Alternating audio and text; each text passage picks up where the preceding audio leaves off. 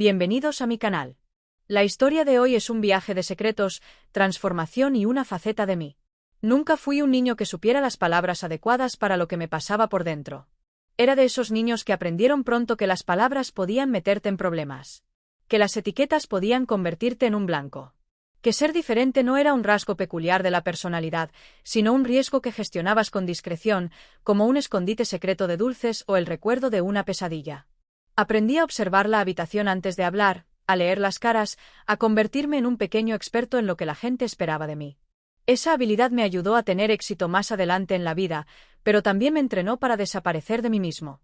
Mis primeros recuerdos no son dramáticos. No hay un momento relámpago, ningún descubrimiento cinematográfico.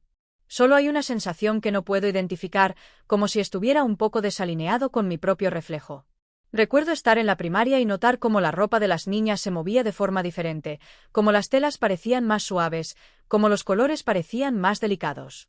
No los envidiaba de forma competitiva. Era más parecido al anhelo, como escuchar música. Desde otra habitación y queriendo saber cómo se sentiría estar dentro. A esa edad, no pensaba en términos de identidad de género. Pensaba en términos de reglas. Los chicos hacían esto, las chicas aquello. Los chicos no lloraban en público, y si lo hacían, significaba algo sobre ellos que otros recordarían.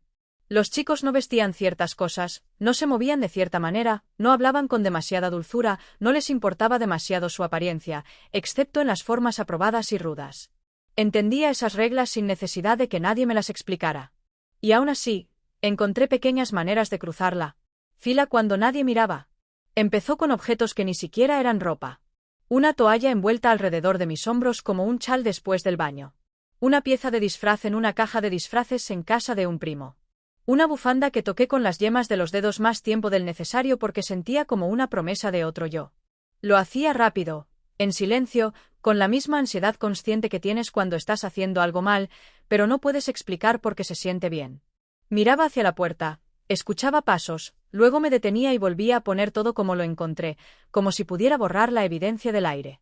La primera vez que usé algo inequívocamente femenino, no fue planeado. Estuve sola en casa durante una hora, un regalo inusual de privacidad, y entré en la habitación de mi madre como lo hacen los niños, medio aburrida, medio curiosa. Al principio no abrí cajones. Simplemente me quedé allí parada. Esa habitación se sentía como un país diferente, llena de artefactos adultos que pertenecían a un mundo al que no fui invitada. Sobre la cómoda había una blusa sencilla, cuidadosamente doblada. Nada glamoroso, solo una prenda que transmitía la serena autoridad de la vida cotidiana. Feminidad. Recuerdo que me temblaban las manos al recogerlo. Recuerdo que lo puse contra mi pecho como si lo estuviera midiendo. Recuerdo el repentino calor en mi rostro, no por excitación en ningún sentido sexual, porque era una niña y mi cuerpo ni siquiera había formado esas vías aún, sino por el reconocimiento. Me lo puse torpemente y me miré en el espejo. El espejo no me mostró a una chica. Me mostró a un chico con blusa. Me mostró exactamente lo que temía. Que el mundo se riera. Que me viera ridícula. Que este deseo demostrara que estaba rota. Pero debajo de ese miedo, había otra sensación, más tranquila y profunda. Por un momento, mis hombros se relajaron. Por un momento, sentí menos que llevaba la vida de otra persona. Por un momento, pude respirar. Entonces, oí el sonido de la puerta de un coche afuera y me lo arranqué como si me hubiera quemado. Lo doblé con tanto cuidado como pude. Fui al baño y me miré la cara, buscando algún rastro de lo que había hecho. Recuerdo haber pensado, con la lógica de un niño, que tal vez mis ojos parecían más culpables. Ese fue el comienzo de un patrón. Un alivio privado seguido de un pánico privado. A medida que crecí, las reglas se endurecieron. En la secundaria, el mundo empezó a clasificar a las personas en categorías y a exigir lealtad a la categoría en la que te metieran. Es difícil explicar a quien no lo haya vivido la rapidez con la que la masculinidad se ve vigilada, no solo por los adultos, sino también por otros niños, y especialmente por los chicos que temen ser vistos como débiles. En esos años, aprendí a parecer normal. Interpreté el papel que se esperaba de mí tan bien que los profesores me llamaban tranquila y educada, y mis padres decían estar orgullosos. Nadie me hacía preguntas porque no los invitaba. Pero por dentro, el anhelo no se desvaneció. Maduró. Se hizo más preciso. Empecé a comprender que lo que quería no era solo tocar algo blando o probar una estética diferente. Era acceder a una alineación interna. En privado, no solo quería usar ropa. Quería sentir que se me permitía existir. Quería que mi apariencia exterior coincidiera con una sensación de identidad para la que no tenía lenguaje. Y como no tenía lenguaje, no tenía un mapa. Solo tenía un secreto. Para cuando estaba en la preparatoria, el secreto tenía peso. Empecé a comprar objetos pequeños con dinero de bolsillo. Nada obvio al principio. Un bálsamo labial neutro. Una pulsera que podía esconder bajo una manga. Calcetines con un corte ligeramente diferente. Estos eran compromisos, pequeñas negociaciones entre el deseo y el miedo. Los usaba debajo de mi ropa normal y sentía una tranquila firmeza, como una mano en mi espalda. Luego me los quitaba y me sentía vacía de nuevo, como si el aire hubiera abandonado la habitación. Cuando finalmente compré algo innegablemente femenino, una falda sencilla de una tienda de segunda mano, no me sentí triunfante. Me sentí aterrorizada. La traje a casa doblada dentro de una bolsa de compras como contrabando. La escondí debajo de una pila de viejos papeles escolares, no porque alguien registrara mis cosas, sino porque el secreto se convierte en un reflejo. Esperé un momento en que la casa estuviera vacía. Luego, en mi dormitorio con la puerta cerrada, me lo puse.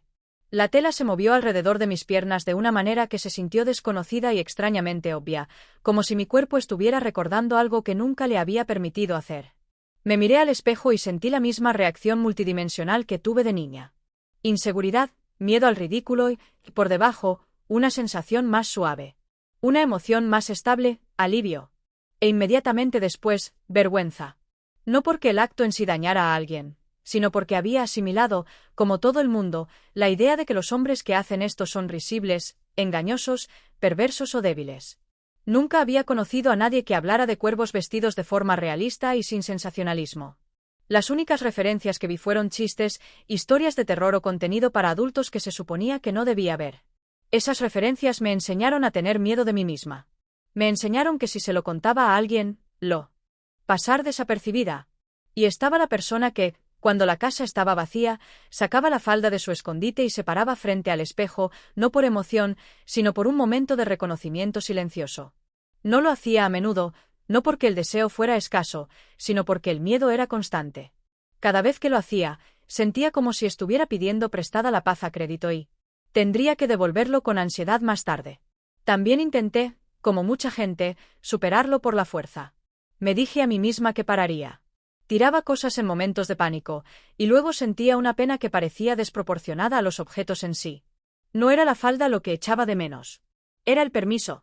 Me prometía no volver a hacerlo, y semanas después me encontraba pensando en ello como si mi mente intentara resolver un rompecabezas que no podía ignorar. En la universidad, la privacidad se expandió, y con ella la conversación interna. Vivía lejos de casa y tenía el tipo de libertad que puede ser a la vez liberadora y abrumadora. Podía experimentar sin riesgo inmediato de que mi familia me descubriera. Podía comprar ropa y guardarla en un cajón sin esconderla bajo papeles. Y, sin embargo, el riesgo emocional era mayor porque ahora tenía la edad suficiente para entender que esto no era una curiosidad infantil. Era parte de mí. No se iría solo porque yo lo deseara. Recuerdo una noche en mi dormitorio cuando mi compañera de piso se fue el fin de semana. Había comprado un vestido sencillo y modesto, de esos que se usan para una cena informal. Lo colgué en la parte trasera de la puerta y lo miré durante una hora antes de ponérmelo. El acto parecía ceremonial, no por dramatismo, sino por honestidad. Cuando finalmente me lo puse sobre los hombros, sentí un cambio en mi interior, como un suspiro que no sabía que estaba conteniendo. Me senté en el borde de la cama y simplemente existí un rato. Sin poses, sin actuación, solo ser. Bajé la mirada a mis manos, a mis rodillas, a la caída de la tela. Recuerdo haber pensado, esto es lo que se siente. Entonces vibró mi teléfono y se rompió el hechizo. Era una amiga que me preguntaba si quería salir con un grupo más tarde. Miré el mensaje y sentí que volvía a la vieja división. Estaba la persona del vestido que quería moverse por el mundo sin esconderse. Y estaba la persona que podía socializar, que había aprendido a estar segura siendo predecible. Le respondí algo así como, quizás más tarde. Y luego me puse unos vaqueros y una sudadera con capucha y salí como si nada. Esa tensión entre el deseo de ser visto y el miedo a ser conocido se convirtió en el suspenso central de mi vida. No el tipo de suspenso que se puede señalar en una trama, sino el que vive en tu pecho. Afectó mis relaciones de maneras que no entendí del todo en ese momento. Salí con personas, a veces en serio. Me importaban. Intenté estar presente, amable y responsable. Pero siempre había una habitación cerrada dentro de mí. No dejaba entrar a mis parejas porque no sabía cómo explicar lo que había dentro sin sonar como un estereotipo. No quería ser reducido a una imagen que alguien había visto en una película o un chiste que alguien había escuchado. Tampoco sabía qué significaba en el panorama general. ¿Era un hombre al que le gustaba la ropa femenina? ¿Era una persona con disforia de género? ¿Era trans? ¿Era algo completamente diferente? No quería reivindicar una identidad que no encajaba. Tampoco quería permanecer en la confusión para siempre.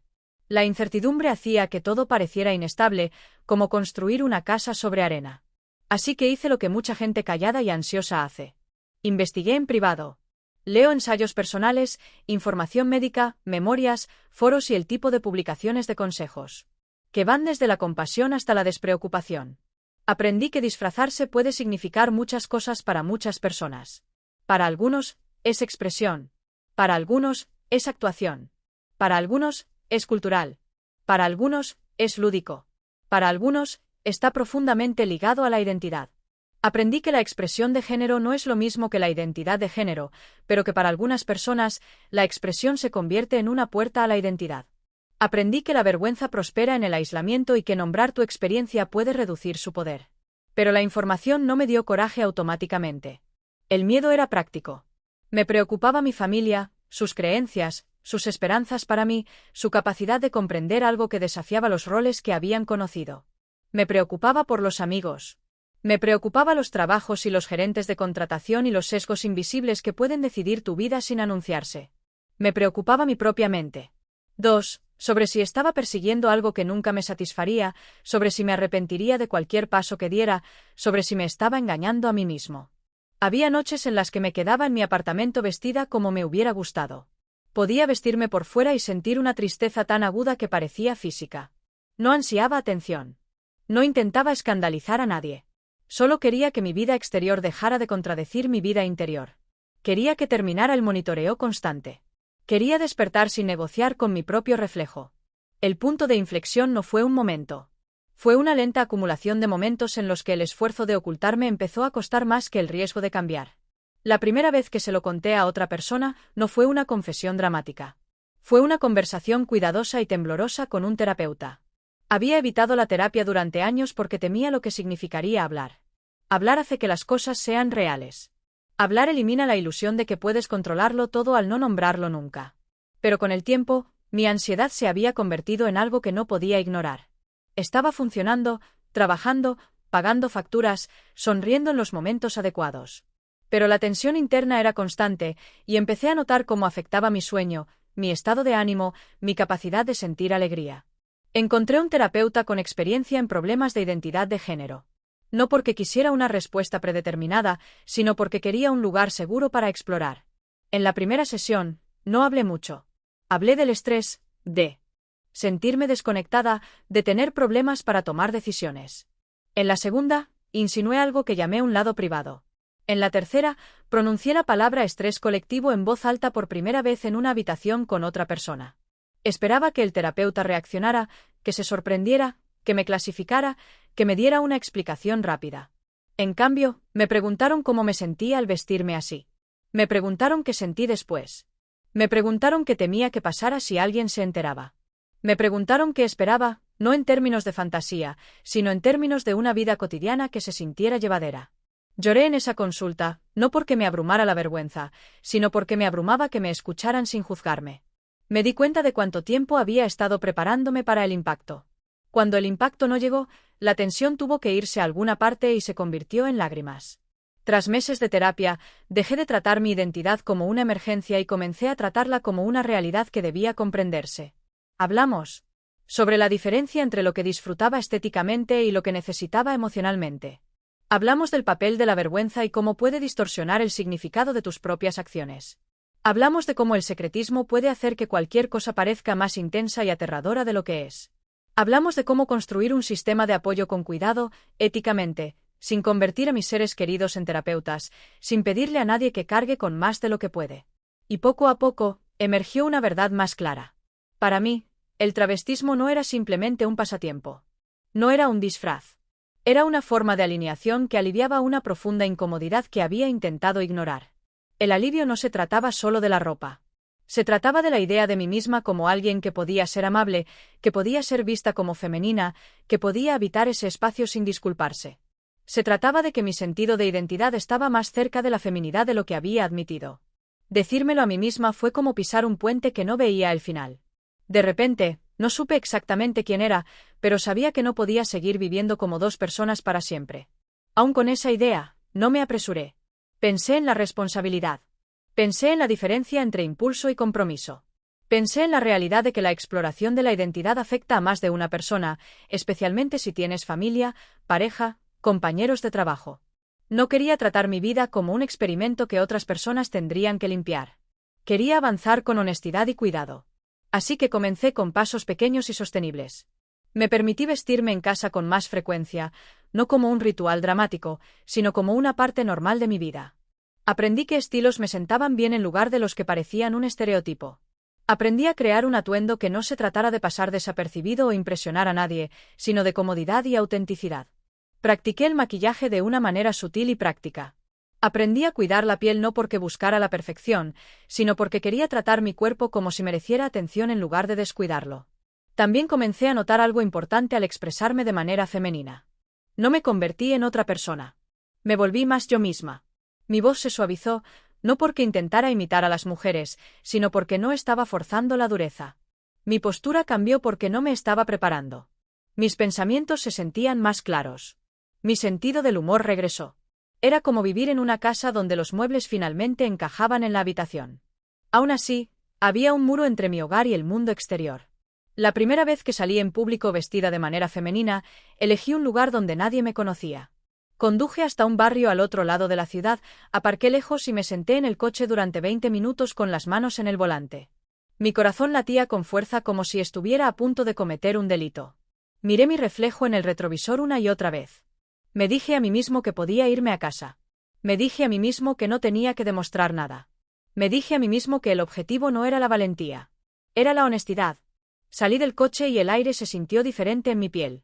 No porque el mundo hubiera cambiado, sino porque me había expuesto a él de una manera nueva. Caminé despacio al principio, esperando risas, señalamientos, confrontación. La mayoría de la gente no me miró en absoluto. Algunos me miraron y luego siguieron adelante. Una persona sonrió de forma neutral y educada. Entré en una pequeña cafetería y pedí té, y me tembló la voz. El barista no. Me estremecí. Tomaron mi pedido como si fuera cualquier otro cliente. Llevé mi té a una mesa y me senté, y algo dentro de mí se relajó. No de repente. El miedo no desapareció, pero comprendí una verdad que se convertiría en una de las lecciones más educativas de mi vida adulta. La mayoría de la gente está ocupada viviendo sus propias vidas. El mundo no siempre está esperando para juzgarte. A veces, el juez más severo es el que has construido dentro de ti. Eso no significa que el riesgo fuera imaginario. No lo era. Todavía había momentos de incomodidad. Gente que me miraba demasiado tiempo. Gente cuyas expresiones se endurecieron. Momentos en los que sentí el viejo instinto de encogerme. Pero aprendí a distinguir entre incomodidad y peligro. Aprendí a planificar responsablemente, a elegir lugares seguros, a avisarle a un amigo dónde estaba, a mantener mi teléfono cargado, a escuchar mi intuición sin dejar que se convirtiera en paranoia. A medida que practicaba ser vista, la tensión interna cambió de forma. Se volvió menos sobre si se me permitía hacer esto y más sobre lo que realmente quería a largo plazo. La ropa ayudaba, pero no era la solución completa.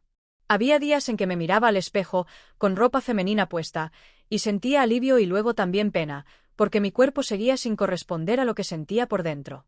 No odiaba mi cuerpo. No estaba en guerra con él, pero sentía que llevaba una figura que no era la mía. Fue entonces cuando empezó a surgir la idea del cambio físico, no como un plan repentino y dramático, sino como una pregunta silenciosa que no podía ignorar. ¿Cómo sería vivir en un cuerpo más acorde con mi identidad? ¿Calmaría eso el ruido constante de fondo? ¿Me permitiría dejar de negociar con mi reflejo cada mañana? Fui cuidadosa con esa pregunta. No quería ver la transición médica como una solución mágica, ni tampoco como un desastre prohibido. Quería abordarla como una adulta, con información, reflexión, apoyo en salud mental y respeto por mí misma. Así que pedí cita con un médico. Decirlo en voz alta todavía me parece surrealista. Durante años, ni siquiera podía pronunciar la palabra travestismo sin que se me hiciera un nudo en la garganta. Ahora, estaba llamando a una clínica pidiendo a alguien con experiencia en atención de género. Mis manos. Me estremecí al decir mi nombre. Sentí que estaba al borde de mi propia vida, a punto de entrar en una versión que no requería esconderme constantemente. La primera visita al médico no fue dramática.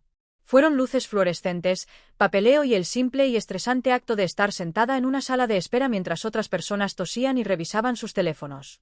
Fue responder preguntas sobre mi historial de salud mental, mi red de apoyo, mis metas, mis miedos. Fue que me preguntaran qué esperaba cambiar y qué no. Fue que me trataran en los mejores momentos como un ser humano cuya experiencia merecía atención en lugar de sospecha. Recuerdo que el médico me explicó que la transición física no es una sola cosa. No es un interruptor que se activa. Es una serie de decisiones que pueden ser lentas, reversibles en algunos aspectos y no en otros, y profundamente personales. Me explicaron los efectos, los plazos, los riesgos y la importancia del seguimiento. Me preguntaron por mi salud mental, no para limitarme, sino para asegurarme de que tuviera apoyo. Me animaron a seguir trabajando con mi terapeuta.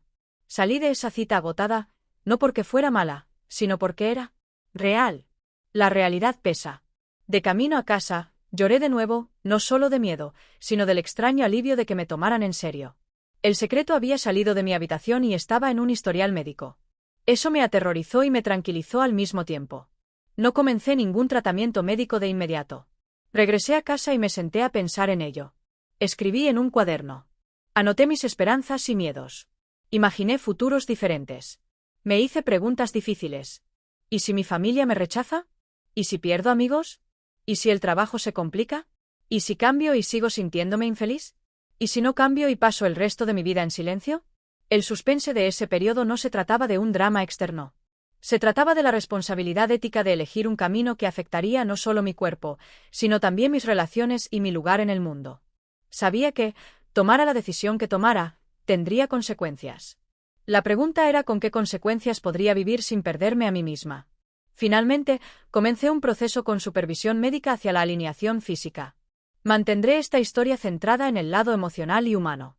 Porque quería mantenerme segura para todos los públicos y útil en lugar de clínica. Pero diré esto, los primeros cambios fueron sutiles. No me convirtieron en una persona diferente de la noche a la mañana. No resolvieron todos los problemas. Lo que hicieron gradualmente fue reducir el volumen del conflicto interno. Lo noté primero en los momentos de tranquilidad. La forma en que me miraba después de la ducha y no me daba la espalda de inmediato. La forma en que elegía la ropa por la mañana y sentía menos como si estuviera construyendo un disfraz. La forma en que mi ansiedad se alivió lo suficiente como para poder escuchar mis propios pensamientos sin estática constante. No era felicidad constante. Era estabilidad. Era como si mi sistema nervioso estuviera aprendiendo a descansar.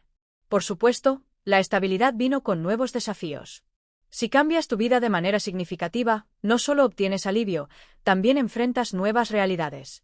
Tuve que aprender a hablar de mí misma. Tuve que decidir a quién contárselo y cuándo. Tuve que prepararme para los malentendidos, no construyendo argumentos, sino poniendo límites. Empecé con una amiga. Elegí a alguien amable, alguien que hubiera mostrado empatía en otros contextos. Nos encontramos en un lugar tranquilo. Ensayé la conversación mentalmente cientos de veces y seguía sintiéndome desprevenida. Cuando por fin hablé, me temblaba tanto la voz que apenas podía pronunciar las frases. Les dije que había estado explorando mi género, que llevaba años travestiéndome en privado, que no era una broma ni una actuación, que buscaba cambios para que mi exterior coincidiera con mi interior. Hubo una pausa. Todo mi cuerpo se tensó. Entonces dijeron en voz baja, «Gracias por confiar en mí». Esa frase no lo solucionó todo, pero cambió mi comprensión de lo que era posible. Me enseñó que la vulnerabilidad no siempre se castiga. A veces se recibe con cuidado. También me enseñó que la confianza debe ofrecerse con cuidado, no porque la gente sea mala, sino porque no todos tienen las herramientas para responder bien. Elegir a quién contarle no es deshonestidad, es autoprotección y ritmo. No todas las conversaciones fueron tan fluidas. Algunos respondieron con confusión. Algunos hicieron preguntas torpes.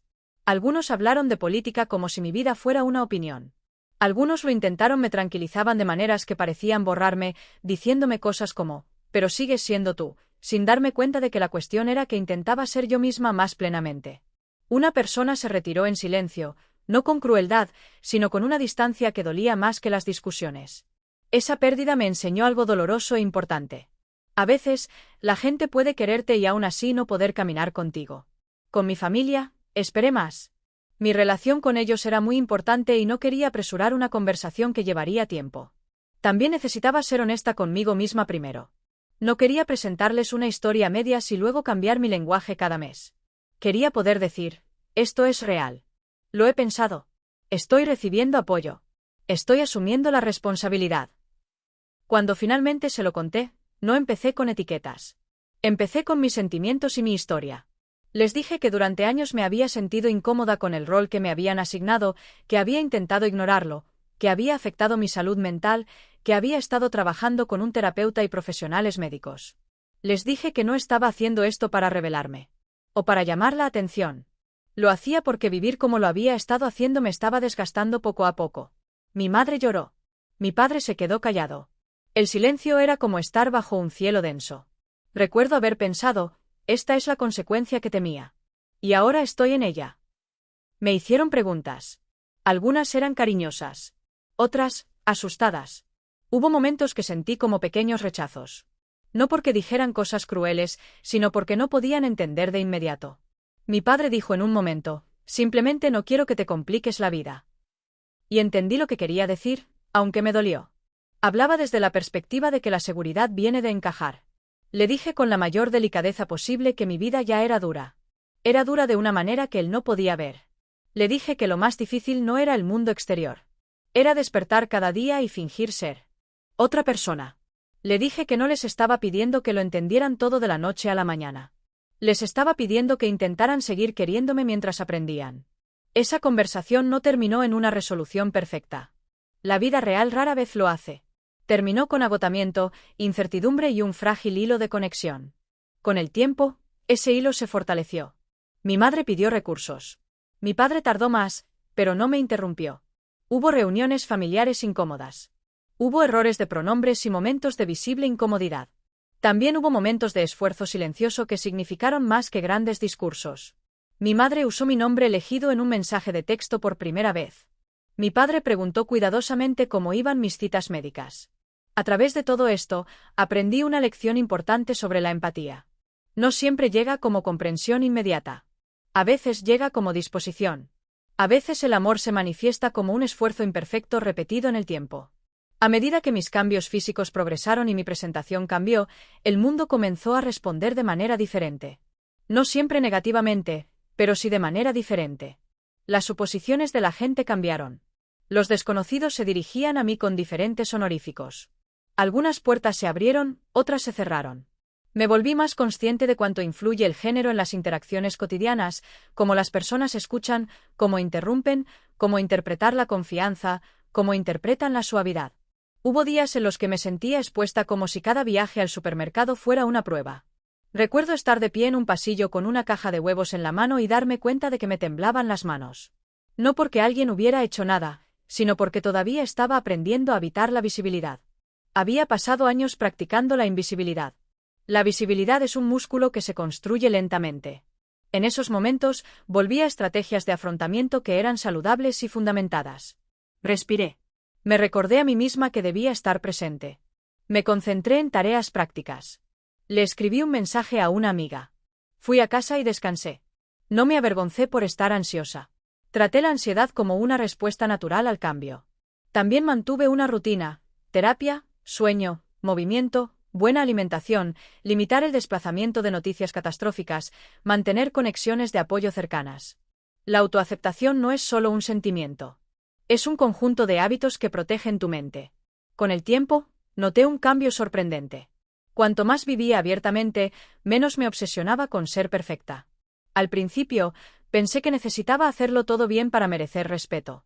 La voz, la postura, la ropa, el cabello, las señales sociales.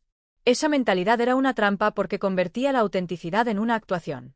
Finalmente, me di cuenta de algo más tranquilo. No tenía que ganarme mi propia existencia. No tenía que ser impecable para ser real. Esa comprensión no me hizo descuidada. Me hizo estable. Comencé a elegir ropa por comodidad y practicidad. Dejé de intentar ocultar cada rastro de mi pasado. Dejé de disculparme con mi lenguaje corporal. Aprendí a mirar a la gente a los ojos. Aprendí a ocupar espacios sin agresión. La confianza, descubrí, no es ruidosa. Es consistente. El trabajo era su propio capítulo de integración. Había construido una identidad profesional bajo mi antigua presentación y me preocupaba que la transición la perturbara. También sabía que esconderme en el trabajo me mantendría en un estado constante de tensión, lo que afectaría mi rendimiento y salud mental. Entonces, planifiqué cuidadosamente. Hablé con recursos humanos. Preparé lo que quería decirle a mi equipo. Establecí límites para lo que discutiría y lo que no. El día que llegué al trabajo presentándome como yo misma, mi corazón latía con fuerza durante todo el camino. Recuerdo entrar al edificio y, sintiendo que todos podían oír mis pensamientos, saludé a la recepcionista. Fui a mi escritorio. Inicié sesión y luego hice mi trabajo. Algunos compañeros me apoyaron de inmediato. Otros fueron incómodos pero educados. Algunos me evitaron por un tiempo. Una persona dijo algo descuidado que me dolió, y lo abordé con calma después, en lugar de tragármelo o explotar. Eso también fue parte de mi crecimiento. Aprender a defenderme sin convertir cada conflicto en una guerra. Mi objetivo no era castigar a la gente por ignorancia. Era construir una vida sostenible. Con el tiempo, el lugar de trabajo se estabilizó. La gente se adapta a lo que se vuelve normal. El miedo a convertirme en un tema de conversación constante se desvaneció a medida que demostraba día tras día mi competencia y constancia. Aprendí que ser visible no significa ser el centro de atención. A menudo significa simplemente ser una persona más en la sala con una historia que otros tal vez no comprendan del todo, pero que aún pueden respetar. Los momentos de tranquilidad fueron donde realmente se produjo la integración. Ocurrió cuando me paré frente a mi armario y me di cuenta de que ya no tenía ropa secreta. Era solo mi vestuario. Ocurrió cuando hice la maleta de viaje y no tuve que idear estrategias para ocultar partes de mí. Ocurrió cuando me vi reflejada en una ventana y no me inmuté. Ocurrió cuando un amigo me presentó a alguien nuevo, usando mi nombre sin dudarlo, como si siempre hubiera sido cierto, y sentí una pequeña gratitud, sobresaltada. También ocurrió en el dolor. Hubo momentos en que lamenté los años que pasé escondida. Lamenté la versión adolescente de mí que pensaba que estaba sola y rota. Lamenté las relaciones que podría haber tenido si hubiera sido capaz de ser honesta antes. Pero aprendí a no dejar que el dolor se convirtiera en un arma contra mí misma. No podía reescribir el pasado. Solo podía honrarlo viviendo con más sinceridad ahora. Una de las partes más complicadas de este viaje fue darme cuenta de que la autoaceptación no significa automáticamente que todos los demás te acepten y que no puedes controlar eso. Solo puedes controlar tu integridad. Eso significaba ser honesta sin ser cruel, firme sin ser hostil, paciente sin ser un felpudo. Significaba aceptar que algunas personas necesitarían tiempo y otras nunca llegarían. Significó construir una vida donde mi valor no fuera el mismo. Dependía de la aprobación universal. Con el tiempo, dejé de pensar en vestirme para la multitud como algo que hago y empecé a verlo como mi forma de escuchar. En mis primeros años, la ropa femenina era el único lenguaje de mi identidad. Era la forma en que mi yo interior se conectaba con las paredes de mi vida y pedía ser reconocido. Más tarde, a medida que me sentía más cómoda y más alineada, la ropa perdió su carga. Siguió siendo significativa porque la expresión siempre lo es, pero dejó de ser la única puerta de entrada. Se convirtió en parte de una integración más amplia y saludable de la identidad. Si estás escuchando esto e intentas comprenderlo, ya sea para ti o para alguien a quien amas, quiero ofrecerte algunas reflexiones que aprendí a las malas. Primero, la exploración de la identidad no busca automáticamente atención. Y no es automáticamente una crisis. A veces es simplemente una persona que intenta reducir el sufrimiento y aumentar la autenticidad. Cuanto más lo tratamos como un espectáculo, más empujamos a las personas a la vergüenza y el secretismo. Y el secretismo es donde la salud mental a menudo se deteriora. Segundo, la diferencia entre la curiosidad comprensiva y las preguntas invasivas son importantes. Cuando alguien comparte algo vulnerable, preguntar ¿cómo te sientes? Es muy diferente a pedir que lo demuestre o lo explique de una manera que me haga sentir cómodo. El respeto no es estar de acuerdo con cada detalle. El respeto es reconocer la humanidad de alguien. En tercer lugar, el respeto por uno mismo incluye responsabilidad. Incluye buscar apoyo calificado cuando te sientes abrumado. Incluye avanzar a un ritmo que te mantenga seguro. Incluye reconocer el impacto de tus decisiones en tus relaciones sin dejar que la comodidad de los demás domine tu vida. Incluye aprender estrategias de afrontamiento que no se basen en el autodesprecio. Y, por último, está bien que el camino sea lento. Algunos no salimos con fuegos artificiales. Otros salimos con una persistencia silenciosa, una conversación honesta a la vez, una cita médica a la vez, un día normal, vivido con un poco más de sinceridad que el anterior. Cuando miro hacia atrás ahora, lo que me sorprende no es que haya cambiado mi apariencia. Lo que me sorprende es que dejé de abandonarme a mí mismo. Dejé de tratar mi vida interior como una molestia. Dejé de equiparar la seguridad con el silencio. Y comencé a construir una vida donde podía estar presente, no solo funcionando, no solo sobreviviendo, sino realmente presente. Todavía tengo días difíciles. Sigo viviendo en un mundo donde no todos son amables. A veces todavía siento el viejo instinto de esconderme. Pero ahora, cuando ese instinto surge, no me controla. Es solo una voz del pasado que me recuerda lo lejos que he llegado. Puedo reconocerlo y seguir adelante.